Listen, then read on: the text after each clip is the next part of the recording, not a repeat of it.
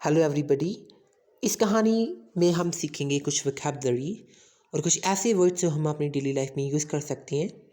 और सबसे इम्पॉर्टेंट जो चीज़ है वो ये है कि हम इंग्लिश को स्टोरीज़ के थ्रू ज़्यादा समझ सकते हैं, बिकॉज स्टोरीज़ में बहुत सारे ऐसे इफ़ेक्ट्स होते हैं, ऐसे वर्ड्स होते हैं जो हमें आने चाहिए और हमें उसे यूज़ नहीं करते।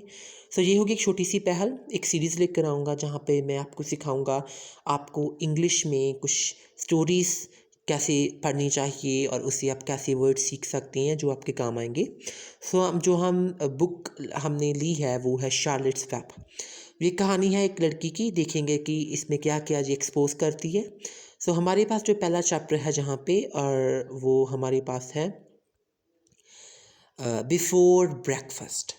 हम पढ़ना स्टार्ट करेंगे। इसके साथ साथ कुछ वर्ड्स ऐसे होंगे जिसकी हमें प्रोनाउंसिएशन भी सीखनी है।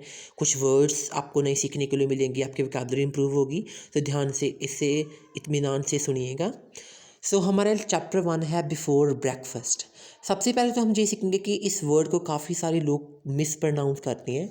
वो इसे बोलते हैं ब्रेकफास्ट। इसे ब्रेकफास्ट नहीं पढ़ते, इसे हम बोलेंगे ब्रेकफास्ट। ब्रेकफास्ट का मतलब होता है सुबह का नाश्ता। बिफोर ब्रेकफास्ट का यहाँ पे मतलब ये हुआ कि हम यहाँ पर बात कर रहे हैं सुबह के नाश्ते की। ये कहानी शुरू होगी ब्रेकफास्ट से पहले कि उससे पहले क्या क्या होता है। स्टार्ट करते हैं। जहाँ पर लिखा हुआ है वेयर इज़ पापा गोइंग विद द एक्स। पापा कुहाड़ी के साथ कहाँ जा रहे हैं। जहाँ पर एक्स का मतलब होता है कुहाड़ी। एवरीबडी नोस ये काफ़ी सारा ये एक ऐसा वर्ड है जो हम शुरू से सीखते हैं। Said Fern to her mother. जी जो फर्न लड़की है वो अपनी मदर से कहती है as they were setting the table for breakfast.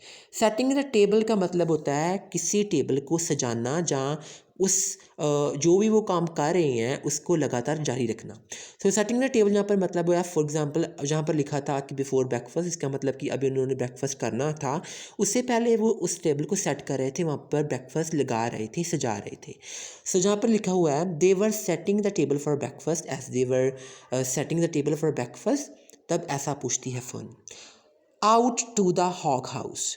Now hog house का मतलब होता है ऐसा हाउस जहाँ पर हम बहुत सारे जानवर रखते हैं, लेकिन इस कॉन्टेक्स्ट में हॉग हाउस का मतलब होता है पिग से रिलेटेड। उनके काफ़ी सारे पिग्स थे, आप आगे स्टोरी में पढ़ेंगे। हॉग हाउस हम ऐसे यूज़ कर रहे हैं इस कॉन्टेक्स्ट में। Out to the hog house का मतलब होता है कि हॉग हाउस की तरफ वो जा रहे हैं। Replied Mrs Arable. जो एरिबल है, मिसिस एरिबल, वो रिप्लाई करती है फर्न को। Some pigs were born last night. कुछ जो पिग्स है वो कल रात उन्होंने जन्म लिया था।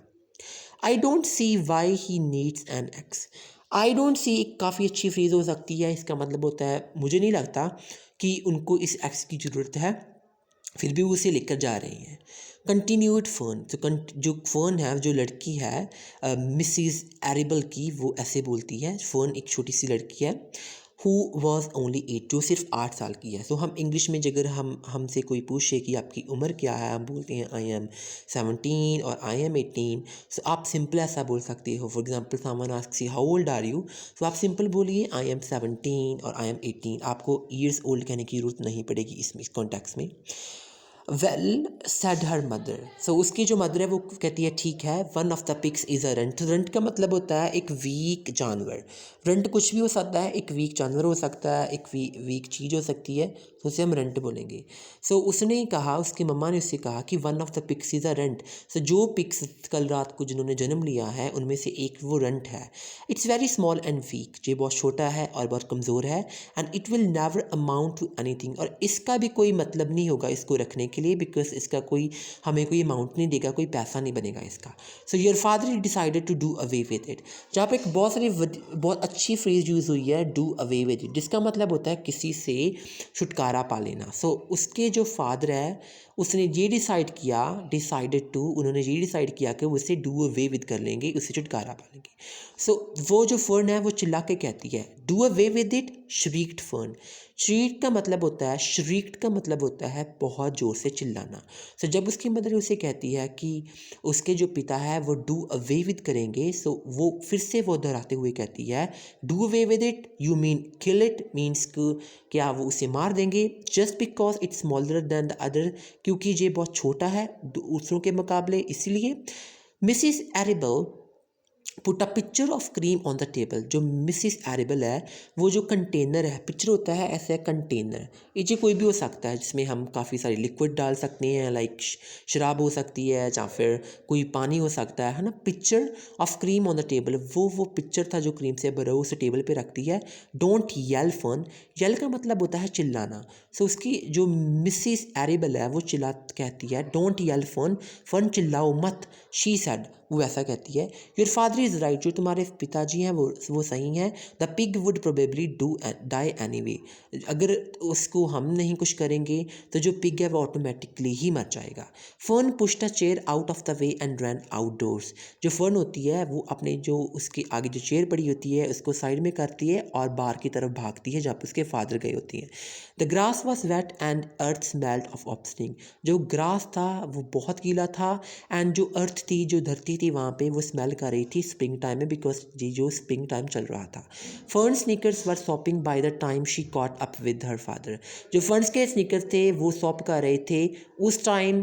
जैसे मैंने आपको बताया कि जो ग्रास था काफ़ी गिला था, वो भीग रहे थे पूरी तरह। शॉपिंग का मतलब होता है बहुत अच्छी तरह से भीग जाना उस टाइम पे, जब उसने अपने फादर को पकड़ लिया जब वो उसकी तरफ चली गई।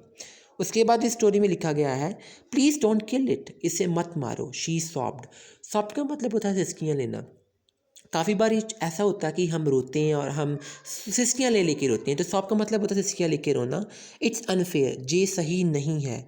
सॉफ्ट मतलब सिसकियाँ लेके रोना, इट्स अनफेयर, ये सही नहीं है। फन ऐसा बोलती है। मिस्टर एरेबल स्टॉप्ड वॉकिंग, जो उसके पिता होते हैं एरेबल, वो स्टॉप करते हैं, वो अभी नहीं चलते जब वो वहाँ पे रुकती है।